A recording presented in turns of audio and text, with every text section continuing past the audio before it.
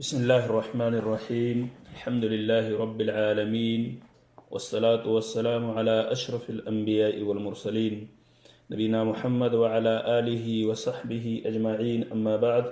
السلام عليكم ورحمة الله وبركاته. قابل احترام سامعین، صفت الصلاح سے متعلق دروس کا سلسلہ جاری ہے۔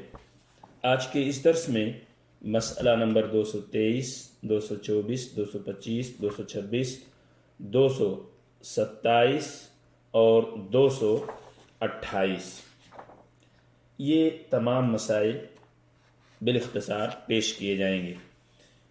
مسئلہ نمبر 223 یہ ہے کہ سجدہ پورے اطمینان سے کرنا چاہیے۔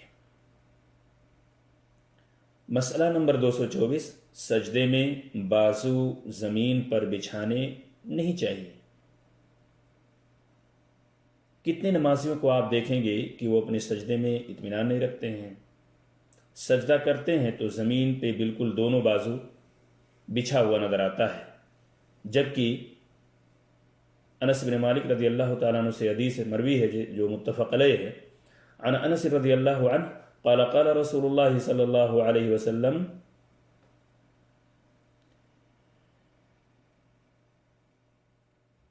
اعدلوا فی السجود ولا يبسط احدكم ذراعیہ انبساط الکلب، متفق علیہ۔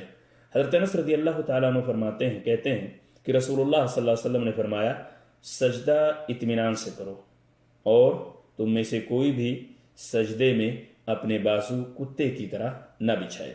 اسے بخاری اور مسلم نے روایت کیا ہے۔ معزز سامعین، نتیجہ یہ نکلا کہ اگر کوئی شخص سجدے میں اپنے ہاتھ کو بچھاتا ہے تو گویا کہ وہ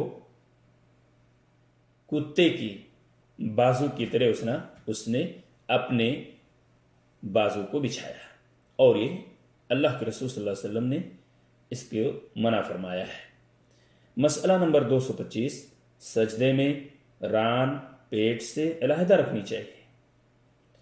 عن ابی حمید الساعدی رضی اللہ عنہ فی صفت صلاة رسول اللہ صلی اللہ علیہ وسلم قال وَإِذَا سَجَدَ فَرَّجَ بَيْنَ فَخِذَيْهِ غَيْرَ حَامِلٍ بَطْنَهُ عَلَى شَيْءٍ مِّن فَخِذَيْهِ، رواہ ابو داود۔ حضرت ابو حمید الساعدی رضی اللہ تعالیٰ عنہ نبی اکرم صلی اللہ علیہ وسلم کی نماز کا طریقہ بتاتے ہوئے فرماتے ہیں کہ جب آپ صلی اللہ علیہ وسلم سجدہ فرماتے تو اپنی رانیں علیحدہ رکھتے، اور آپ صلی اللہ علیہ وسلم کا پیٹ ران سے بالکل الگ ہوا کرتا تھا۔ یہ روایت ابو داود کے اندر موجود ہے۔ مسئلہ نمبر 226، سجدہ میں کوہنیاں پیٹ سے علیحدہ اور کھول کر رکھنی چاہیے۔ عن میمونۃ رضی اللہ عنہ قالت كان النبي صلی اللہ علیہ وسلم اذا سجد لو شاءت بہمۃ ان تمر بین یدیہ مرت، رواہ مسلم۔ حضرت میمونہ رضی اللہ تعالیٰ عنہ کہتی ہیں کہ نبی اکرم صلی اللہ علیہ وسلم جب سجدہ کرتے تو بکری کا بچہ آپ کے نیچے سے گزرنا چاہتا تو گزر جاتا، یعنی کوہنیوں اور پیٹ کے درمیان خالی جگہ ہوا کرتی تھی۔ جہاں سجدے میں ران پیٹ سے علیحدہ ہونا چاہیے، وہیں سجدے میں کوہنیاں بھی پیٹ سے علیحدہ ہونی چاہیے۔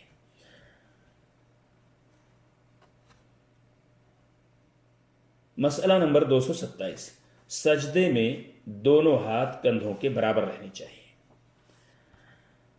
فعن ابی حمید ان النبی صلی اللہ علیہ وسلم كان اذا سجد امکن انفہ وجبہتہ من الارض ونجى يديه عن جنبيه ووضع كفيه حذو منكبيه، رواه ابو داود والترمذی وصححہ۔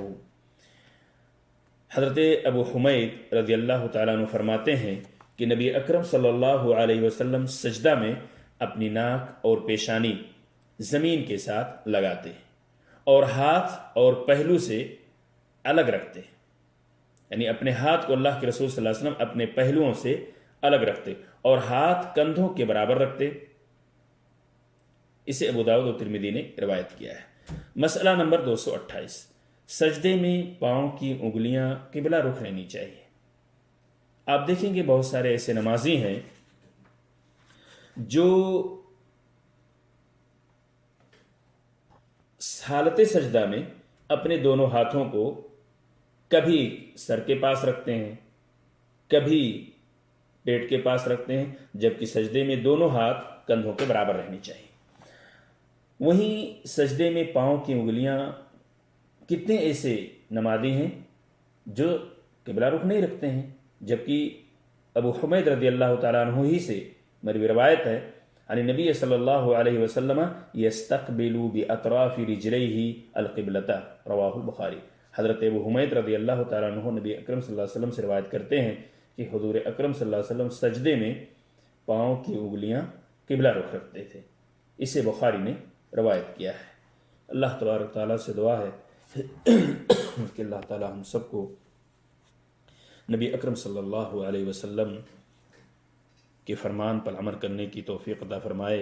آپ نے جس میں فرمایا ہے صلو کما رأیتمونی اصلی، اور اس پر عمل کرتے ہوئے ہم سب کو چاہیے کہ نبی اکرم صلی اللہ علیہ وسلم کے طریقے کے مطابق ہی نماز کی ادائیگی کریں. اللہ تعالیٰ ہماری اور آپ کی سب کی عبادتوں کو قبولیت کے درجے تک پہنچائے.